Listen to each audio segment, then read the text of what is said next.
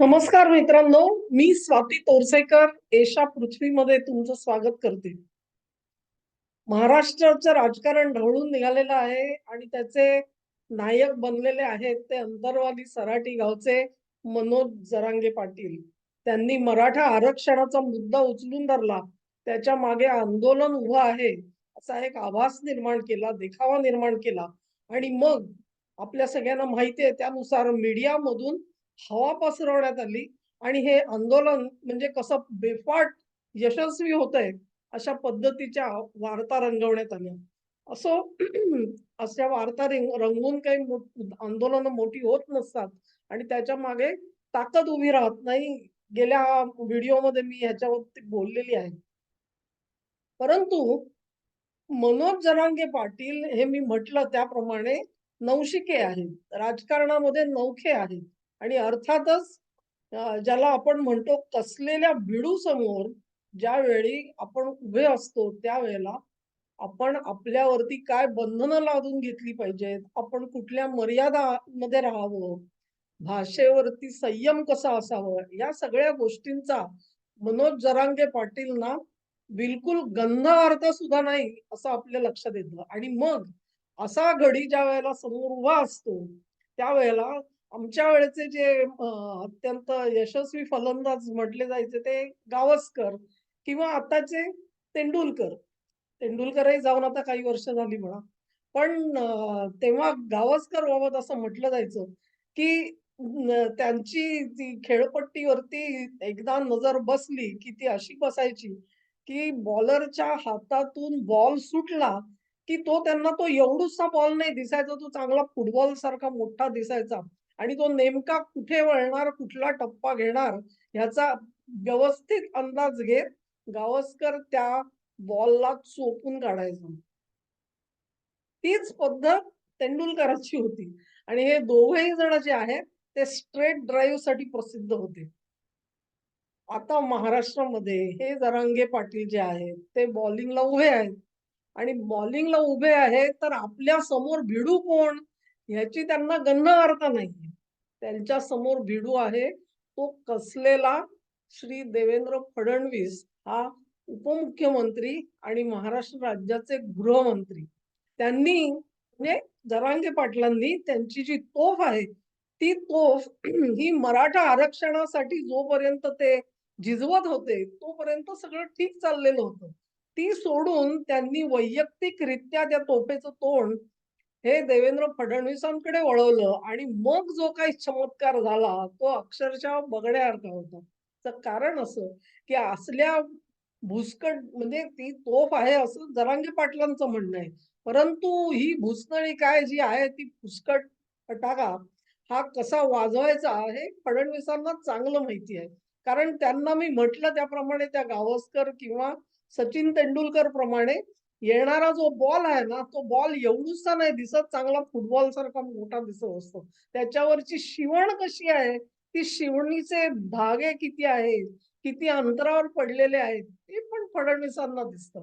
आणि म्हणून देवेंद्र तेंडुलकरांनी जरांगे पाटलांचा जो त्यांनी दिलेला फुलटॉस, जरांगे पाटलांना ना पेस बॉलर म्हणून काम करता येत, ना फिरकी म्हणून काम करता येत. ते फक्त फुलटॉस देऊ शकतात. कारण ते राजकारणामध्ये नौखे आहेत. त्यांनी दिलेला जो फुलटॉस आहे, त्याला उत्तम न्याय हे फक्त हे उत्तम फलंदाजच देऊ शकतात आणि जरांगे पाटलांना त्याची गंध अर्थ सुद्धा लागलेली नाही, की आपण बॉल टाकला खरा, पण तो पोहोचलाय कुठे? हे जरांगे पाटलांना दिसलं पण नाहीये, हे लक्षात घ्या. तेव्हा फडणवीसांनी असा ड्राईव्ह मारलेला आहे, असा टोलवलेला आहे तो चेंडू, की तो चेंडू जरांगे पाटील तिकडे वाट बघत बसलेले होते, की आपण तर अंतरवाली सराटीमध्ये आहोत. इथून आपण बॉल टाकलेला आहे, तेव्हा तो बॉल परतून आपल्याकडे यायला पाहिजे. पण बॉल तिकडे पोहोचलाच नाही.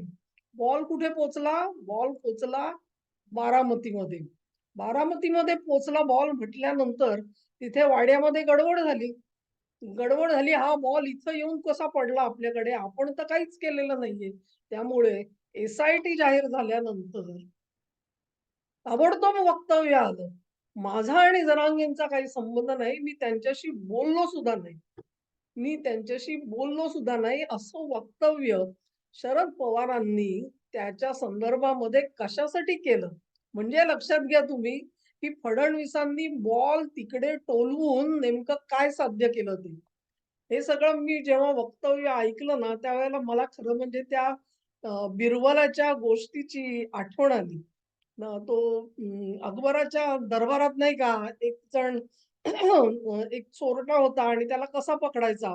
तर बिरबलांनी सगळ्यांना एक काठी दिली आणि त्यांनी सांगितलं, की जो कोणी खोटं बोलतो त्या ही घरी घेऊन जा आणि रात्रभरामध्ये ही काठी विधभर वाढणार आहे. असं सांगितल्यानंतर सगळे दरबारी जे आहेत ते दणकले. सगळ्यात दणकला कोण? सगळ्यात दणकला जो खोटं बोलणारा होता तो. कारण खरं बोलणाऱ्यांना खरं म्हणजे काही भीती वाटायला नको होती. पण न जाणो कुठली तरी भलतीच काठी आपल्याकडे आली असायची आणि ती वाढली तर काय करा? म्हणून इतरही लोक चिंतेत होते. ते सारखी रात्रभर आपली काठी मोजून बघत होते. वाढली का रे? वाढली का रे? वाढली का रे? खोटं बोलणाऱ्याला अशी खात्री होती, की आपली काठी वाढणारच. त्याच्यापेक्षा कुठलाही चान्स न घेता त्यांनी अगोदरच वीजभर ती काठी कापून टाकली. आणि मग दुसऱ्या दिवशी ज्यावेळेस सगळे दरबारात पोहोचले, त्यावेळेला त्या खोटं बोलणाऱ्याची काठी वीजभर तोकडी निघाली आणि तो पकडला गेला. तेव्हा माझा या सगळ्याशी संबंध नाही. हे तुम्ही बोलले कशाला? हे मला कळलं नाही. तुमच्यावर कोणी आरोप केला का? फडणवीसांनी असेल किंवा कॅबिनेटमधल्या कोणी, भाजपच्या कोणी तुमच्यावर असा आरोप केला, की जरांगे पाटलांचं हे जे आंदोलन आहे, ते पवारांच्या प्रेरणेने सुरू झालेलं आहे. असं कोणी बोललेलं नाहीये. पण पवारांनी स्वतःहून एस-आय-टी बसेपर्यंत बोलले नाहीत ते लक्षात घ्या. एस-आय-टी बसेपर्यंत ते बोलले नाहीत. एस-आय-टी नंतर त्यांनी ताबडतोबीने वक्तव्य दिलं, की माझा ह्याच्याशी काही संबंध नाही. प्रश्न हा आहे, की विधानसभेमध्ये बोलताना शेलारांनी सांगितलं, की कुठल्या कारखान्यामध्ये मीटिंग बोलावली गेली आणि तिथे काय ठरलं, हेही एकदा समोर येऊ द्या. ह्याचा अर्थ असा आहे, की जरांगे पाटील मी म्हटलं त्याप्रमाणे इतके नौके आहेत राजकारणामध्ये, की त्यांच्या आसपास कोण घुटमळतंय, कोण भटकतंय ह्याचा त्यांना थांग पत्ता नाहीये. हो, आम्ही तुमचेच, हो, आम्ही तुमचेच असं म्हणत असताना त्यांच्या अवती-भोवती राज्य सरकारचे किती हस्तक फिरत आहेत आणि ते कुठल्या पातळीपर्यंत त्यांनी पेनिट्रेशन केलेलं आहे, आज शिरकाव केलेला आहे, ह्याची ह्यांना कल्पना सुद्धा आलेली नाही. ते असं समजतात, की आपण ज्या सगळ्या मसलती करतो आहोत, चर्चा करतो आहोत, त्या कशा गुप्त राहिलेल्या आहेत आणि त्या म्हणजे फडणवीसांना एक मोठा धक्का. ते नेहमीच आपलं तंत्र असतं ना ते, तसा एक धक्का देऊन जाणार आहे. अशा पद्धतीमध्ये ज्या काही चर्चा करायच्या त्या चर्चा करून झालेल्या आहेत. परंतु जरांगे पाटलांनी अशी कारखान्यामध्ये कुठेतरी मीटिंग घेतली, ती कोणी स्पॉन्सर केली, तिथे कोण आलं होतं, पाटलांना काय इन्स्ट्रक्शन्स दिल्या गेल्या, त्यांना काय मदत देऊ केली गेली, ह्या सगळ्याची बित्तम बातमी जर का सरकारकडे असेल मित्रांनो, सरकारकडे असेल, तर लक्षात घ्या जरांगे पाटील हे एक केवळ नुसतं कळसूत्री बाहुलं आहे. ते बाहुल्याचे जे दोर आहेत, ते दोर कुठून हलतात त्याची स्पष्ट कल्पना सरकारला आहे आणि म्हणून त्याची अॅक्नॉलेजमेंट आली. अॅक्नॉलेजमेंट काय आली? "ओ माझा संबंध नाही. मी तर त्यांच्याशी बोललो सुद्धा नाही." मी तर त्यांच्याशी बोललो सुद्धा नाही. एक ती गोष्ट आहे ना, तुम्हाला आठवत असेल, की 3 बोबड्या मुली असतात आणि त्यांना बघण्यासाठी स्थळ येणार असतं, तेव्हा वडील त्यांना सांगतात, की अगदी चुप्प बसायचं, तोंडातून बिलकुल शब्द काढायचा नाही.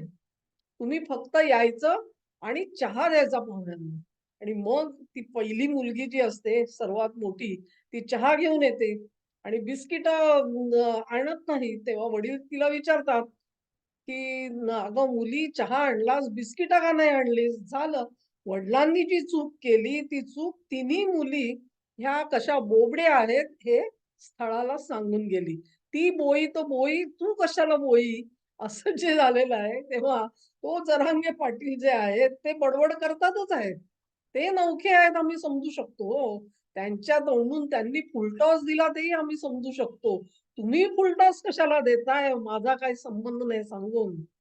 माझा काही संबंध नाही याचाच अर्थ पवार साहेब तुमचे जे टीकाकार आहेत, विश्लेषक आहेत, तुमच्यावरती विश्वास ठेवणारे आणि न ठेवणारे दोन्ही महाराष्ट्रातली जी जनता आहे, त्यांना नेमकं माहिती आहे, की तुम्ही जेव्हा पूर्वेकडे तोंड करता, तेव्हा तुम्ही प्रत्यक्षामध्ये पश्चिमेकडे तोंड करून तुम्हाला जायचं असतं.